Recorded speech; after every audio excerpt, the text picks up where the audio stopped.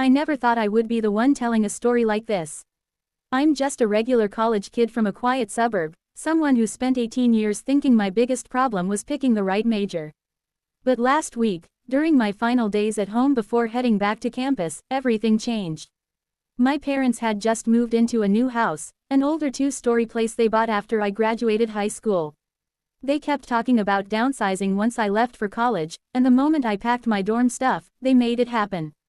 I had only visited the new house a couple times before that final week. Each time they gave me the quick tour, showed me my bedroom on the first floor, pointed out the creaky stairs, and made a big deal about how the place had no basement, just a narrow crawl space for pipes and wiring. They said it over and over, like it was a selling point. No damp basement smell, no extra storage headaches. I believed them. Why wouldn't I? That first Tuesday night alone in the house, I was lying in bed scrolling on my phone, trying to wind down. My parents had left that morning for a week-long vacation in Florida, some bucket list cruise they booked months ago. The house was dead silent except for the hum of the fridge downstairs. Then I heard it, a soft tapping coming from directly beneath my bedroom floor. Tap, tap, tap, like someone knocking on wood with their knuckles. It wasn't random, it had a steady rhythm, almost polite at first. I froze and listened. Old houses make noises, right? Pipes expand, mice scurry, whatever.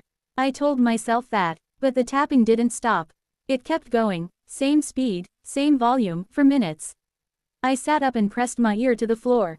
The sound was everywhere under me, like it was traveling through the boards. My room is on the ground floor, so whatever was making that noise was underground. And underground, according to Mom and Dad, was only a crawl space too shallow for anything bigger than a raccoon. I grabbed a flashlight, opened my bedroom door, and walked circles around the hallway listening. Still tapping. I even lay flat on the living room floor.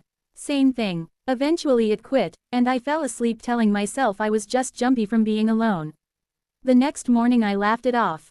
Probably the furnace kicking on or water hammer in the pipes. I made coffee, blasted music, and forgot about it. Work at the local hardware store kept me busy all day. But that night, same time, around 1 a.m., the tapping started again. Only now it was louder. Tap, tap, tap, like the person, or thing, knew I was listening and wanted me to hear better. I pulled the covers over my head like a little kid. Stupid, I know. It stopped after 20 minutes, and I passed out from pure exhaustion.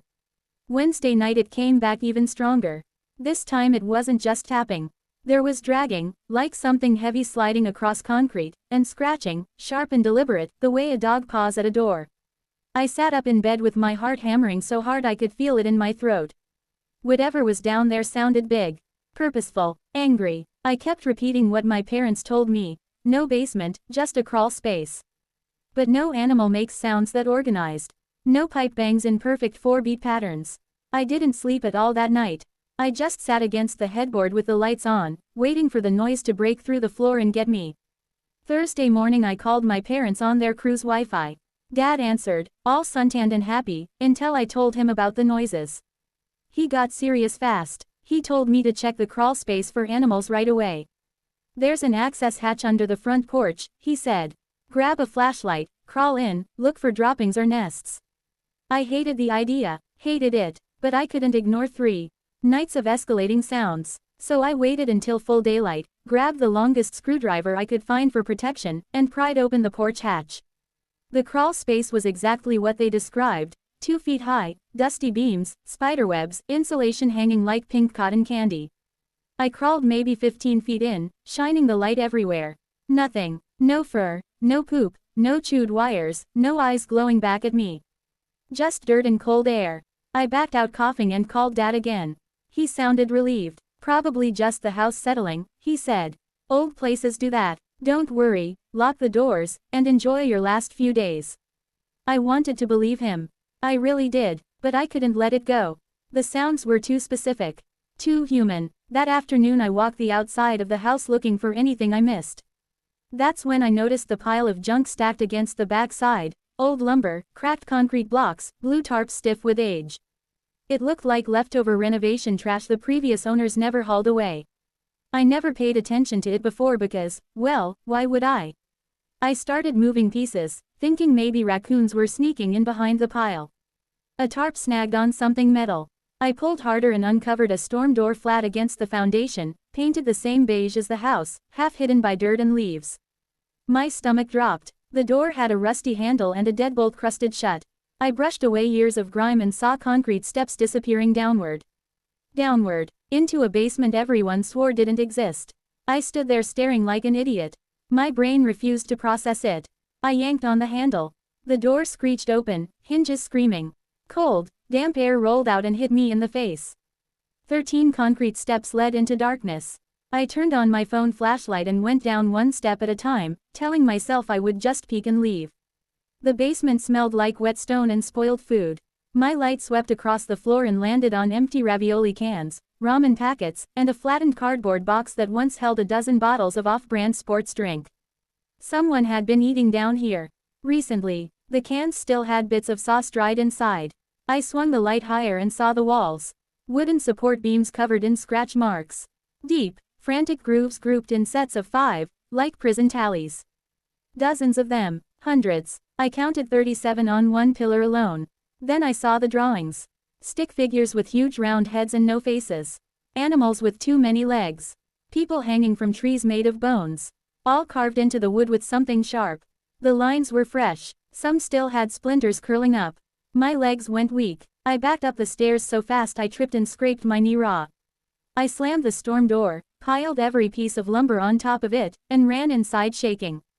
I called my parents again. Mom answered this time. I was crying. I didn't even realize it until I heard my own voice cracking. I told them everything. They were silent for a long time. Dad got on the phone and asked the same question over and over. Are you sure no one is down there right now? I swore the place was empty. He said they were packing immediately and catching the first flight home. I didn't wait for them. I drove to the hardware store where I work, grabbed the heaviest padlock we sell, and bolted that storm door shut from the outside. I looped the chain through the handle and a ground anchor so tight it would take a saw to get through. I told myself that was the end of it. That night I couldn't sleep. Every creak in the house sounded like footsteps. Around 2 a.m. the banging started. Not tapping, banging, metal on metal, furious and desperate. Someone was yanking on the storm door padlock, rattling the chain like they wanted to rip it out of the concrete. The sound echoed through the whole house. I sat up in bed clutching my phone, thumb hovering over 911. The banging went on for 5 solid minutes, getting faster, harder, until I heard a scream of pure rage. Then silence. I crept to the back window, peeled the curtain an inch, and saw a figure sprint across the moonlit yard. Tall, thin, wearing dark clothes that blended with the night. They vaulted the back fence and vanished into the trees. I called the police. 2 officers showed up, searched the basement with guns drawn, and found nothing but the trash and the carvings. They took photos, told me to keep the door locked, and promised extra patrols. My parents got home the next afternoon looking 10 years older. Dad hugged me so hard my ribs hurt. They said they would brick the door shut, install cameras, whatever it took. I left for college the following morning because I had to. But I have never felt right leaving them there. It's been 8 days. They text me every night saying everything is quiet. I don't believe them. I keep picturing those tally marks growing while they sleep. That first story still wakes me up at night, but the second one is the reason I drive 20 miles out of my way to avoid certain highways. I grew up in a tiny town straddling the Montana-Idaho line. Population 412 on a good day. Nothing ever happens unless you count cattle getting loose or the annual tractor pull. I was 32 the summer this went down, working the same feed store job I started right out of high school. One August morning I was driving my usual route, 2-lane blacktop through wheat fields and low hills, when I spotted a car on the shoulder. Light blue late 90s Buick, hazards off, parked crooked like the driver gave up mid-turn. No one around. I slowed down but didn't stop. People run out of gas or walk to the nearest ranch all the time. I figured someone would handle it. By the time I drove home that evening, the Buick was still there, only now the driver door hung wide open. No keys in the ignition, no note on the dash. Just empty. I called the non-emergency line and reported it. Dispatcher said thanks, someone would check. Next morning the car was gone. I thought that was that. Then a week later I saw the local news teaser about an abandoned vehicle and a missing out-of-town man. Same stretch of highway, same description. They never released the guy's name, just said no signs of foul play. I got this weird itch in my brain. I might have been the only person who saw that car before it became a case. My brother Benjamin is a firefighter 30 miles away. I called him up, asked if he heard anything through the grapevine. He said the sheriff sent a memo, missing person, car towed, routine welfare check. I told him we should help search.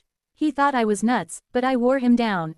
2 days later we had permission to join a small volunteer grid near the spot. Just a few cops, 4 off-duty firefighters, and me. We walked irrigation ditches and scrubbed pine for hours. Then someone radioed they found an old maintenance shack half swallowed by weeds. You would never see it from the road. Door ajar, lock snapped clean off. Inside smelled like mildew and stale cigarette smoke. Empty water bottles, chip bags, a single sock. Someone camped there, and not long ago. We spread out. One guy spotted a neat round hole in the back wall, splintered edges fresh. Definitely a bullet hole. We hunted for a casing, blood, anything. Nothing. Just that single perfect hole. The league deputy went quiet, told the firefighters and me to leave. Said it was now an active scene. I drove home feeling like I touched something I wasn't supposed to. Benjamin called later and admitted they kicked everyone out right after me. Weeks passed. No news updates. No arrests. The story died. I couldn't let it go. One Saturday I drove back alone, parked where we started the search, and walked the ditches again. I knew exactly where that shack sat. Only it wasn't there. No sunken roof, no splintered door, no bullet hole. Just sagebrush and dirt. I spent 3 hours covering every inch of that grid. Nothing. Either my memory turned to mush, or someone removed an entire building overnight. I still drive past that spot sometimes. The land looks innocent. Too innocent. The last story is why I will never camp alone again. I'm 28 now, have a girlfriend who thinks tents are cruel and unusual punishment, so every August the 1st keep my dad's old tradition alive by myself. I pick a random clearing miles from any trail, hike in, disappear for 3 days. Last year I found the perfect spot on Google Earth, little meadow circled by pines, no roads within earshot. I parked at a logging spur, hiked 2 hours with a full pack, set up my tent, and felt like a king. First night was textbook. Fire crackling, stars so thick they looked fake, coyotes singing far away. Next day I hiked to a river, caught a brook trout the size of my forearm, and started back late. Sunset hit faster than I expected. 20 minutes later I was stumbling through total darkness with only a headlamp. Then I saw a light swaying maybe 200 yards ahead. Someone else out here? I yelled hello, asked if they were camping too. The light froze, then clicked off. Silence. Then crashing, like a deer bolting, but heavier, branches snapping sideways through the brush. My skin crawled. I booked it back to camp, barricaded myself in the tent, and tried to laugh it off. Middle of the night I woke up needing to pee. Unzipped the tent door slow. Moonlight poured in. 15 feet away stood a person. Just standing. No movement. Watching my tent. I couldn't breathe. My hand found the switchblade I keep by the door. I yelled, "Who's there?" The figure sprinted straight at me screaming this high, shredded scream that wasn't human. He slammed into me before I could stand. We rolled across the dirt, him clawing my face, nails digging for my eyes. I got the knife up and slashed his hand. Blood sprayed hot across my cheek. He shrieked louder and ran off crashing through trees. I sat there bleeding and shaking until sunrise. Packed up the second I could see and power hiked out. Never reported it. What would I say? I was trespassing and almost got murdered by a lunatic. I still have the scars on my cheek. 3 pale lines. Every August the 1st feel them itch when the air turns cool. Some things you don't outrun. Some things wait under houses, behind bullet holes, or in the dark between trees. And they remember you were there.